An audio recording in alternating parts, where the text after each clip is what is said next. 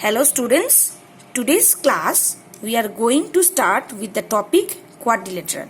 Hope the previous exercise which I have told you to do in book you all have done.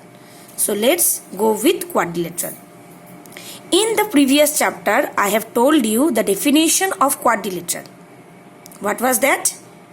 A quadrilateral is a figure bounded by four sides. Okay? Along with that, I have told you about diagonals also. What are diagonals? The line segment obtained by joining the opposite vertex are called its diagonals. Now we will learn about some additional points or notes related to this quadrilateral. So let's have a look on it. The four line segments AB, BC, CD and DA are called its sides. AB, BC, CD, DA are called its sides. The four angles DAB, ABC, BCD, CDA are called its angles. The line segment joining the non-consecutive means those which are not lying one after another. So A and B are consecutive and A and C are non-consecutive. The line segment joining two non-consecutive vertices is called the diagonal. So here AC and BD are the two diagonals of the quadrilateral. Okay, so in a quadrilateral there are two diagonals.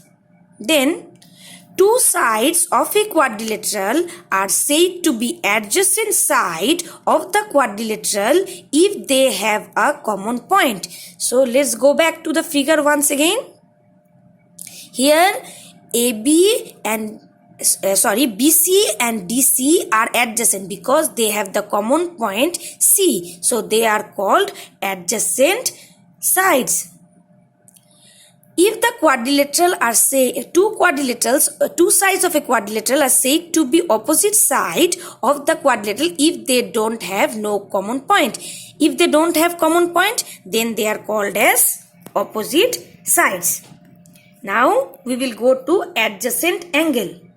Two angles of a quadrilateral are said to be adjacent angle of the quadrilateral if they have a side in common. So let's go back to the figure.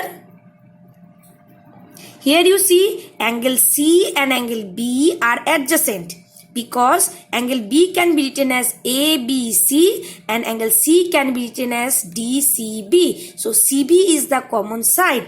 They are called as adjacent angles. So in exam question may be asked to you, write the pair of adjacent angles, adjacent sides, opposite angles. So be careful about that. Similarly, those which don't have a common side, they are called opposite angle. Clear? Now we are going to start the new exercise 10D. So let's have a look on it. So with the explanation, I am going to start the exercise. In question number 1, there are certain fill in the blanks. If the explanation and above mentioned notes are clear, you will be able to do the fill in the blanks by yourself. So now I am directly moving to question number 2. Here also you can do the maths in book only. Question number 2, there is a figure it is given. And it is told, what it is told, let's see. Take a point O inside the quadrilateral ABCD. O is a point inside it. Join the point to all the vertex. So all the vertex I have joined. Into what figure will the quadrilateral divided? So a quadrilateral hence divided into four triangles. 1, 2, 3, 4. So you have to name the figures. So you have to name the triangles. You can do it in book or you can write in your notebook also, no problem. Then here one more quadrilateral is given. From there you need to write the pair of adjacent sides and all. Just now I have explained. So hope you all can do. True false is left as homework for you. MCQ also. So if my explanation is clear, you can be able to do all this in your book. And if there is any doubt, go through the video once, twice, thrice times. Okay, then it will be clear to you and you will be able to answer all the questions. So I will meet you again with a new class and a new topic. That new topic is circle, which is totally new to you. So we will go in our next class in a circle. Thank you.